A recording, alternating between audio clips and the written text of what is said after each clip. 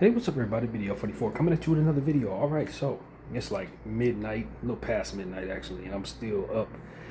And I had a few things on my mind in regards to the NBA draft, the idea of what teams could be doing. I had a bit of a, I ain't gonna say an epiphany, but it's kind of just, I guess you can say it's epiphany. It kind of hit me in the face about something that I haven't heard any rumors about in regards to this draft, in terms of like trading picks and stuff like that. Teams that could intend to move up or move down. It hit me like a ton of bricks. The Brooklyn Nets, number 6 pick, it's logical to consider the idea that because they have so many guards that they just drafted 5 minutes ago, that they may be willing to move that pick. They just literally drafted guards last year. Three of their 5 first-round picks they used on point guards. And although I don't believe any of those point guards are the guy, when you're talking about a draft that has possibly transformative pieces in place, and you think about a Nets team that's trying to get started in their development, they've already shown that they believe in the point guard position, but they also showed me that at this point they've probably gotten enough guards. So drafting 6 means that you got 2 of the top guards are presumed to at that point be off the board, but you still have your pick of the litter from the rest of them. And if things shake up the way I think they may, a guy like Darius Acuff could potentially still be on the board. Kingston Flemings could potentially still be on the board. Mikael Brown expected to still be on the board at 6. Braden Burries, LeBaron Philon. Keaton Wagler could. I think he would probably go 5 to the Clippers. But the point is, you're going to have your pick of the litter after the first 4 positions. First 4 picks. AJ, Boozer, Peterson, and Wilson are expected to go in some variation between 1 and 4. After that, you got the Clippers taking one of them guards off the board, in theory, or whoever they trade their pick to, and then you have the Nets. If I'm the Nets, I don't want another guard, but I do want to respect the value of my pick. It would probably make so much more sense if I were to trade down or out of this draft. Probably down, not out, because they are a rebuilding team. But would it not make sense for me to want something other than a guard if I'm the Nets?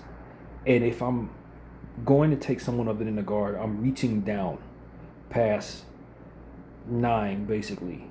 Anything between 5 and 9 is presumed to be guard territory in this draft. So you're talking about a reach, leaving a lot of elite guards on the board just so you can structure your roster properly. And if I'm the Nets, I also want to get multiple players that are not guards, in theory. Get me a wing, get me a defensive anchor in the paint, somebody who can, play the 2 guard spot at a high level. There's a lot of different things that they could do. Maybe they do want to keep that pick for that guard, but it's like, okay, I got 3 point guards all developing. Who knows what they're going to develop into? I'll probably end up moving 1 or 2 of them, probably keep the other one. And if I take another guard, now I'm in a position I have to move all the picks that I drafted last year, potentially, depending on who I bring in. Maybe we have weird fits. Let's say they take Acuff, right? Let's say he's available at 6. Now my defense is suffering bad. I just let go of a guy that had some of the issues that Acuff had and had some of the strengths Acuff had in Cam Thomas. Am I really redrafting that same type of piece at a higher level but the same deficiencies defensively? No, it's the same idea I have about Atlanta taking Darius Acuff. It's like, we moved on from Trae Young. Am I really going to bring in another player that kind of has the same deficiencies and the same strengths? Undersized? Probably not. And so it becomes a situation where if you're the Nets, you could very easily find yourself in love with a Mikael Brown or, Keaton Wagler or Kingston Flemings. Those are worthy players to keep pushing forward with. Or you can find yourself wanting Morris Johnson or, Cameron Carr, or maybe you have your eyes on Ade Mara, Hannes Steinbach, and suddenly you look crazy for taking him at 6. So you don't. You trade down. You know damn well there's going to be some teams, whether they're inside this draft or outside of this draft, who are going to be in love with Acuff, in love with Flemings, in love with Wagler, love with Brown, Burries. There are going to be teams up and down this league that would love to get your 6th pick overall so that they can take their guard and leave you with assets that you can use, whether within this draft or outside of it. If you get creative enough, you can bring yourself the pieces that ultimately fit your roster while not exiling the point guards you just drafted last year. And adding more point guards to an already overly point guarded situation seems like a mistake that you've already experienced a season of, which should not have been done. Making poor decisions going forward as a Nets franchise. I mean, you're putting a real stranglehold on the patience of your fan base. That's what it really comes down to. You got to get this right. And, you know, maybe it makes sense to move on from some of those guards you drafted last year, since obviously the guards that are in this draft are expected to be, better guards. But what you can also do is take your 6th pick and turn it into multiple picks, and then take all the rest of the stuff that you need to fill out your roster. So that is something that I think I would want to consider if I'm a Brooklyn Net fan or a front office person. That is a very valuable pick you're holding there at 6. Very valuable. In a very, very talented draft. And what you probably want is stuff that's likely in the 10 through 20 range. So let's say you make that trade with the Chicago Bulls. I don't know. They're probably not the greatest example because they got the 4th pick. But a team that has 2 picks like maybe the Dallas Mavericks. Maybe you trade 6 for the number 9th pick and the number 30 pick. Now all of a sudden you have an opportunity to get multiple pieces in this fantastic draft that don't have to play the guard position, so that you're respecting their draft value, so to speak, presumed draft stock or what have you, which is a real thing, man. Teams have disrespected that a lot, and they've paid for it in the past, reaching down because they didn't really want to take a guy in the range. But that range is the range for a reason, and you could really capture some value in this league by respecting that range on draft day. So, like, if I'm the Brooklyn Nets, I want to have a conversation with teams that have multiple picks. The Thunder, the Mavericks, the Bulls, even though the Bulls have 15-4, which means you're going to be giving up a lot more. At the end of the day, you want more pieces, in theory, with what it is that I'm considering. Or you maybe want to move up. Maybe you take some of that stuff you drafted last year, maybe take a future or 2, take your 6th pick, and then try to make an offer to a team like one of the top 4 teams, Bulls, Memphis, Utah, or Washington. Obviously, you don't expect them to do nothing like that, but if you're the Brooklyn Nets, you don't want to be at 6. You don't want to be at 6 where the only way to respect the draft range is to take another guard. You don't want that. And you're talking about a team like the Thunder, who have number 12 and number 17. You talk about a team like the Hornets, who have number 14 and number 18. Talk about the team like the New York Knicks, who have the number 24 pick and the 1st pick in the 2nd round at 31. There's just teams, Atlanta has multiple picks in this draft as well, 8 and 23. So, if I'm them, there's a multitude of teams that you can call, try to move out of that 6th spot, that should be very pleased to take that 6th pick from you and take one of these elite guards, man.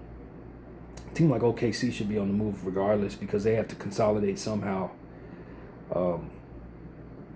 They're going to have to consolidate a lot. So they're going to likely be moving on from stuff that people don't expect them to, letting people walk that probably you would rather not let walk in certain situations.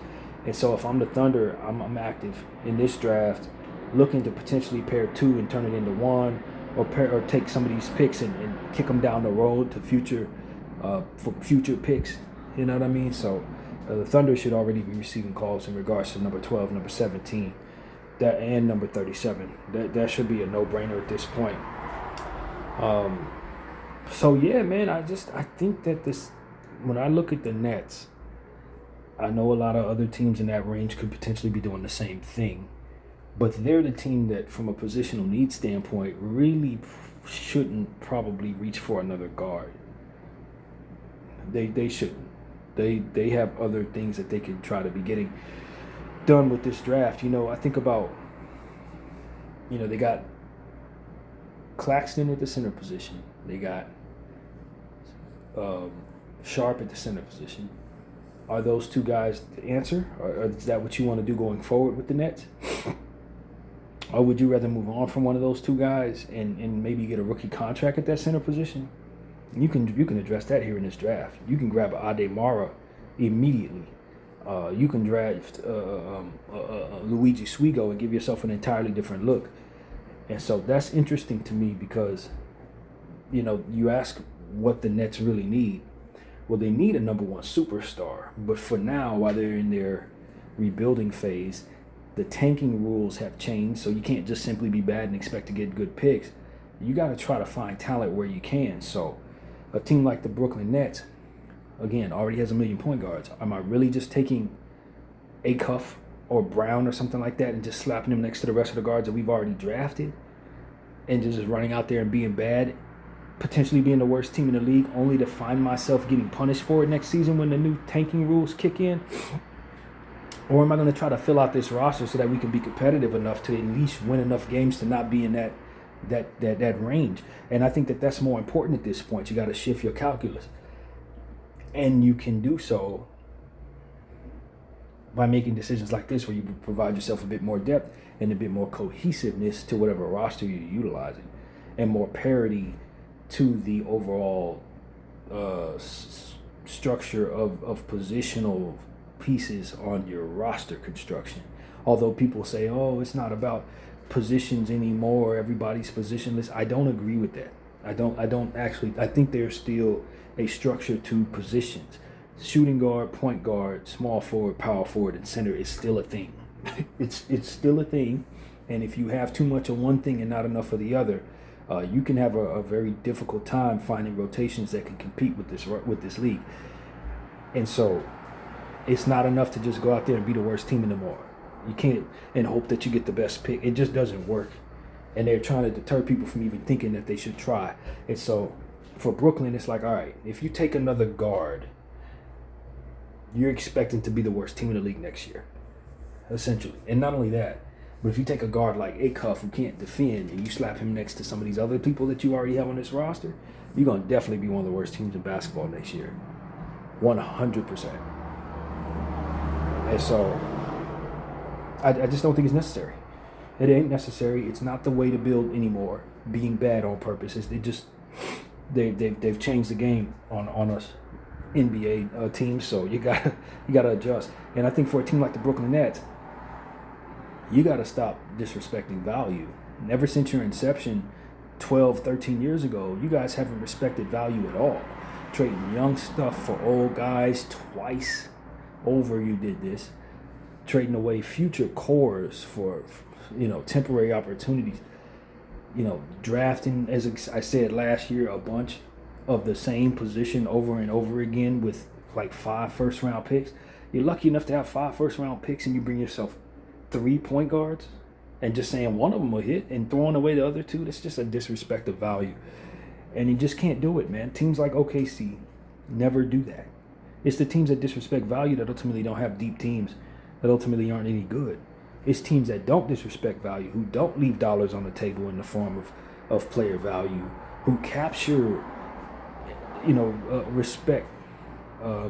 respectful returns on everything that they have, that ultimately are able to compete. So Brooklyn needs to stop the bleeding on all these difficult choices that have led to poor rosters. And it starts now. Staying at 6, taking a guard.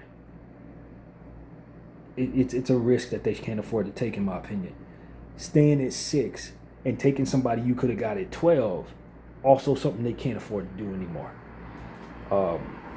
So I'm trading down if I'm from the Brooklyn Nets. If I just have to take a guard, then I'm not looking at my roster construction properly, if I'm being completely honest with you. If I just have to take another player at a different range, then the only responsible thing for a team like Brooklyn to do is to trade down. It's the only responsible thing to do. So, yeah, man, if I'm Brooklyn, maybe you like a guy like Nate Ament, as a guy who can be a 6'10" forward that could potentially develop into something special. Maybe you like Dalen Swain. Maybe you have an eye for a guy like Kareem Lopez. Maybe you decided that you want to, take a swing at a guy like Koa Pete or something like that. Maybe you like Morez Johnson, although these guys are kind of outside of your timeline in a way. Morez a little older, if I'm not mistaken. Acquaintance is probably not the piece to be going after when you're rebuilding. But some of these guys, it's like they feel a positional need a bit more so than just taking another good guard and slapping them next to a bunch of other young guards. And, just in a world where tanking doesn't make sense anymore, doing that doesn't help you. So that's what I want to say about the Brooklyn Nets. It's unfortunate that they fail as a team. You wanted to get the guy you were hoping to get at least in the top 4.